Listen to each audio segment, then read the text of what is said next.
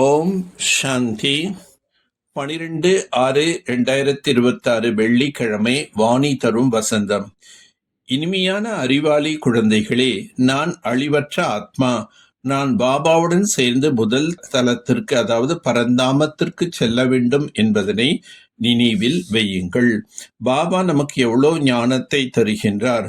அதை கவனமாக தனது மனப்பூர்வமாக ஏற்றுக்கொள்ள வேண்டும். உள்ளுக்குள் அதனை சிந்தனை செய்து ஜீரணம் செய்யுங்கள். அதன் மூலம் சக்தி கிடைக்கும். இந்த முயற்சியை ஒவ்வொருவரும் அவசியம் செய்ய வேண்டும். யார் அப்படி குப்தமான முயற்சி செய்கிறார்களோ அவர்கள் சதா மகிழ்ச்சியாக இருப்பார்கள். எனக்கு படிப்பு கற்பிப்பவர் யார் என்ற போதை அவர்களுக்கு இருக்கும். நாம் யாருக்கு எதிரில் அமர்ந்துள்ளோம்? ஒரே ஒரு பாபா தான் எப்பொழுதும் ஆத்மா அபிமானியாக உள்ளார். அவர் மறுபிறவியில் வருவதில்லை, பிறப்பிறப்பு சக்கரத்தில் வருவதில்லை. நிராகாரமான எனக்கு பூஜையும் நடைபெறுகின்றது. நான் ஒருபொழுதும் தேகத்தில் வருவதில்லை. பூஜை கூட நிராகாரமானவருக்குத்தான் நடைபெறுகின்றது. குழந்தைகளின் புத்தியில் முழுமையான ஞானம் இருக்கின்றது. துக்கத்தை போக்கி சுகத்தை தருபவர் பதீத்த பாவன் என்ற மகிமை அவருக்குத்தான் பாடப்படுகின்றது. நீங்கள் வேறு எந்த சித்திரத்தையும் பதீத்த பாவன் என்று கூற முடியாது.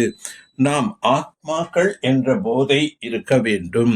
அழிவற்ற பொருளின் போதை இருக்க வேண்டும். அழியக்கூடிய பொருளின் மீது ஒரு பொழுதும் இருக்கக்கூடாது. தேகத்தினுடைய போதையுடைய தேக அபிமானத்தில் உள்ளவர் என்று தான் சொல்ல முடியும். தேக அபிமானம் நல்லதா, ஆத்மா அபிமானம் நல்லதா? அறிவாளியார்? ஆத்மா அபிமானிகள் தான் அறிவாளிகள். ஏனென்றால் தேகம் என்பது அழியக்கூடியது. நாம் ஆத்மாக்கள் அனைவரும் ஒரு பாபாவின் குழந்தைகள், சகோதரர்கள். என்ன ஞானம் கிடைத்துள்ளதோ அதனை மனதில் நிறைத்து கொள்ள முயற்சி செய்யவும். ஆத்மாதான் சிந்தனை செய்கின்றது. நான் ஆத்மா பரமாத்மாவுடன் இருக்கக்கூடியவன் என்பதை முதலில் நிச்சயம் செய்யவும். நான் அவருடைய குழந்தை என்றால் அவசியம் அவரிடமிருந்து ஆஸ்தி அடைய வேண்டும். ஆன்மீக தந்தை இவருக்குள் வந்து ஆத்மாக்களுக்கு படிப்பு கற்றுத் தருகின்றார். சூக்ஷ்ம வதனத்தில் கல்வி கற்பிப்பது இல்லை. சத்தியத்தில் கூட இந்த ஞானம் யாருக்கும் இருப்பதில்லை. பாபா தான் சங்கம் யுகத்தில் வந்து ஞானத்தை கற்பிக்கின்றார்.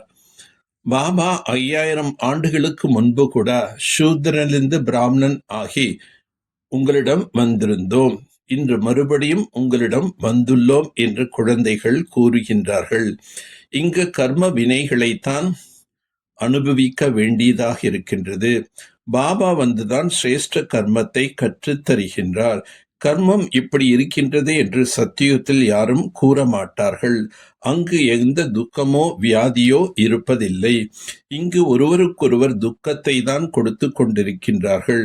சத்தியுகம் திரேதாயுகத்தில் துக்கத்தின் விஷயமே இருக்காது. கர்மத்தின் வினையை அனுபவிக்கின்றோம் என்று யாரும் கூற மாட்டார்கள். இப்பொழுதிருந்தே பாபாவுடைய ஸ்ரீமத் படி சிரேஷ்டமான செயல்களைத்தான் செய்ய வேண்டும். பிறகு ஒருபோதும் கர்மத்தின் கணக்கை அனுபவிக்க கூடாது, அதாவது தண்டனை அடையக்கூடாது. எந்த ஒரு அழியக்கூடிய பொருளின் நஷா இருக்கக்கூடாது. இந்த சரீரம் கூட அழியக்கூடியது, இதனுடைய போதை இருக்கக்கூடாது. அறிவாளியாக ஆக வேண்டும். இந்த பழைய உலகை அயல்நாடு என்று புரிந்து கொண்டு விடுபட்டு இருக்கக்கூடிய சுயதேசி ஆகுங்கள். சிலர் அயல் நாட்டு பொருள்களை தொடவே மாட்டார்கள். தனது நாட்டு பொருட்களையே பயன்படுத்த வேண்டும் என்று நினைப்பார்கள்.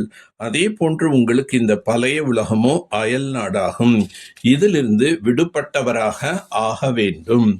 அதாவது பழைய உலக பொருட்கள் சுபாவம் சம்ஸ்காரத்தின் பக்கம் துளியளவும் ஈர்க்கப்படக்கூடாது. ஸ்வதேசியாக ஆகுங்கள். அதாவது ஆன்ம ரூபத்தில் தனது உயர்ந்த தேசம் பரந்தாமம் மற்றும் இந்த ஈஸ்வரிய குடும்பத்தின் கணக்கில் மதுவனம் தேசத்தில் வாழ்பவர் என்று புரிந்து கொண்டு அந்த போதையில் இருங்கள். முரண்பாடுகளில் மாட்டிக்கொள்வதற்கு பதிலாக சதா சந்திப்பு என்ற விழாவில் இருங்கள். தூய அன்னப்பறவையின் சிறப்பு அம்சம் சரளமான மனம், சரளமான வார்த்தை, சரளமான விருத்தி, சரளமான திருஷ்டி. பாப் தாதாவிற்கு அனைவரை விட மிகவும் பிரியமானவர்கள், மிக நெருக்கமான சுத்தமான மனமுடையவர்கள் ஆவார். சுத்தமான மனமுடையவர்கள் சதா பாப் தாதாவின் இதய சிம்மாசனதாரியாக இருப்பார். அனைத்து சிரேஷ்ட சங்கல்பமும் நிறைவேறக்கூடிய காரணத்தினால் விருத்தியில், திருஷ்டியில், வார்த்தையில், சம்பந்தம் தொடர்பில் சரளம் மற்றும் தெளிவாக ஒரே மாதிரியாக தென்படும். நல்லது. ஓம் சாந்தி, ஓம் சாந்தி, ஓம் சாந்தி.